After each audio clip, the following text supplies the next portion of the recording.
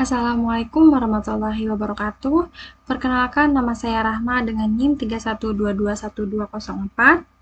Di sini saya akan membuat tutorial uji validitas dan uji reliabilitas setelah mendapatkan data dari hasil penyebaran kuesioner yang telah kita lakukan sebelumnya menggunakan aplikasi SPSS. Untuk saya sendiri, saya menggunakan SPSS versi 25. Pertama-tama saya akan jelaskan apa itu uji validitas dan uji reliabilitas.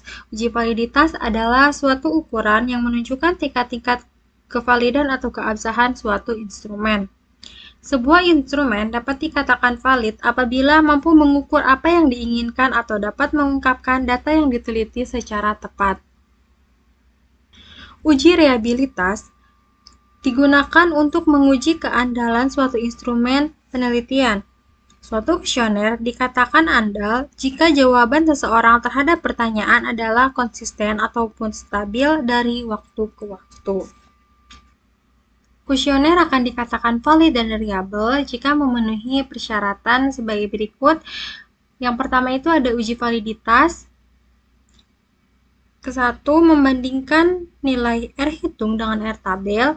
Yang kedua itu nilai signifikasi atau sig lebih kecil dari 0,05. Dan uji reliabilitas, nilai Cronbach alpanya lebih besar dari 0,6. Langsung saja kita ke aplikasi SPSS. Di sini saya sudah ada di halaman utama aplikasi SPSS. Di sini ada data view dan juga variable view, dan juga kita harus menyiapkan data kuesioner yang akan kita uji. Sebagai contoh, di sini ada data kuesioner pernyataan saya dengan 8 pernyataan dan 80 responden. Tidak lupa juga kita siapkan tabel nilai R product moment. Kita siapkan terlebih dahulu. Ini itu digunakan sebagai pembanding dalam memenuhi persyaratan uji validitas. Ini namanya uji R tabel. Ini namanya R tabel. Untuk R hitungnya nanti kita cari.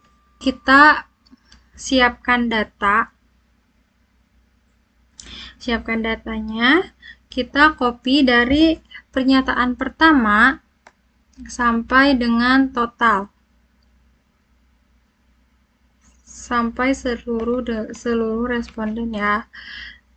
Terus kita ke sebelum itu kita ke variable view dulu. Kita persimpel aja, kita pakai variabel pertama, jadi X1 aja.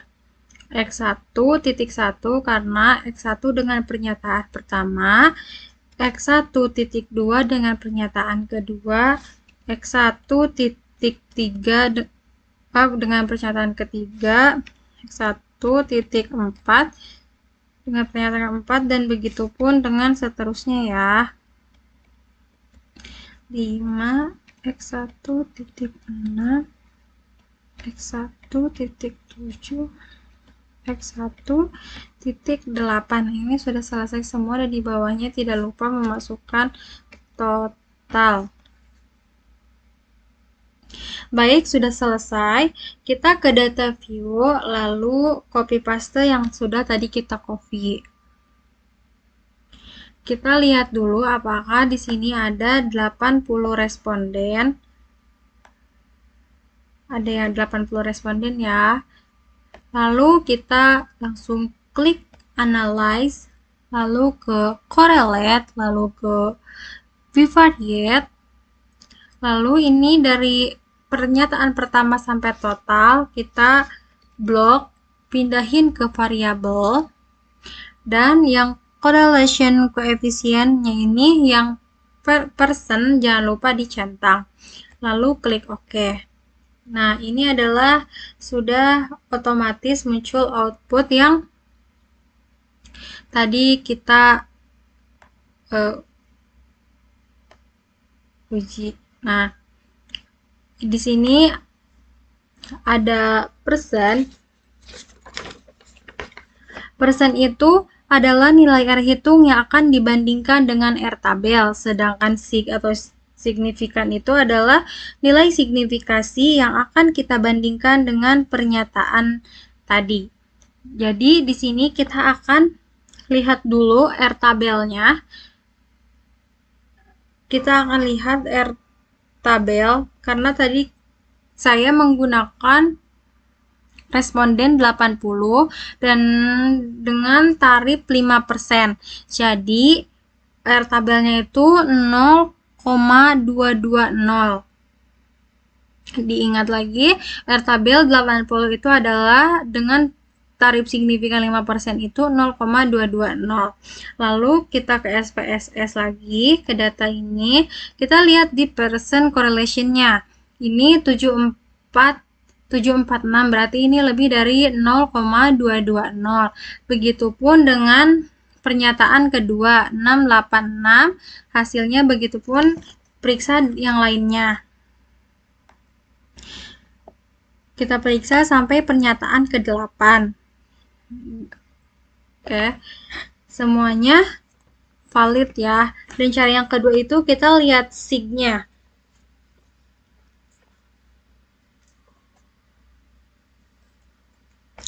Kita bandingkan dengan nilai signifikasi dengan persyaratan tadi, nilai sig-nya itu harus kecil dari 0,5 dan ini itu hasilnya lebih kecil dari 0,05 karena di sini 0,0, 0,00, 0,00. Baik, kita ke uji reliabilitas. Kita kembali ke data yang tadi ya. Ini kita lanjut aja langsung ke analyze, terus kita ke scale, lalu kita ke reliability analysis, lalu kita blok dari X1 sampai dari pernyataan pertama sampai total apa-apa. Terus nanti yang totalnya dikembalikan ke kolom sebelah kiri. Lalu kita ke statistik.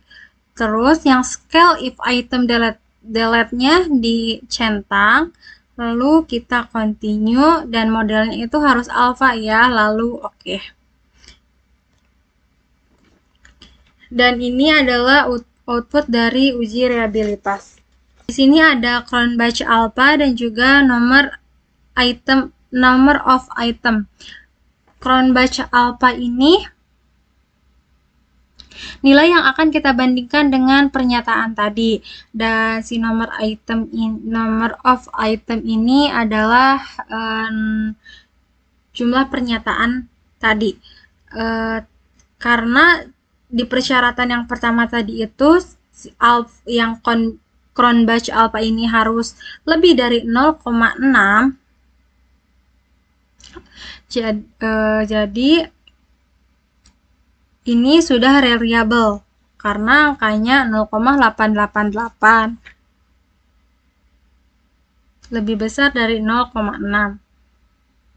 Kita sudah menyelesaikan uji validitas dan juga uji reliabilitas menggunakan aplikasi SPSS.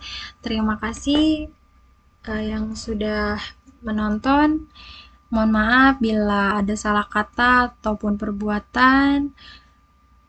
Wabillahi taufiq wal hidayah. Wassalamualaikum warahmatullahi wabarakatuh.